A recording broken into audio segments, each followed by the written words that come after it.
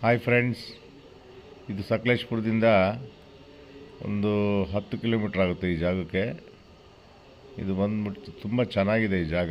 ಇದಕ್ಕೆ separate road ಮಾಡಿದ್ದಾರೆ, ನಕಾಶೆ ರಸ್ತೆ ಆಗಿದೆ. ಇದು ಬಂದು ಕಾಡು, ಜಂಗಲ್ಲು, ಚೆನ್ನಾಗಿದೆ ಜಾಗ, ರೋಡಿಗೆ ಬರುತ್ತೆ.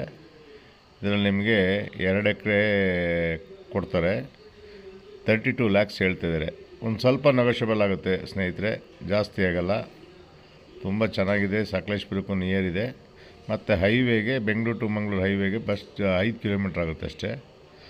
ನೋಡಿ ಸ್ನೇಹಿತರೆ, ಲೈಕ್ ಮಾಡಿ, ಹಾಗೆ ಶೇರ್ ಮಾಡಿ, ಸಬ್ಸ್ಕ್ರೈಬ್ ಮಾಡಿ ಸ್ನೇಹಿತರೆ. ಥ್ಯಾಂಕ್ ಯು ಸ್ನೇಹಿತರೆ.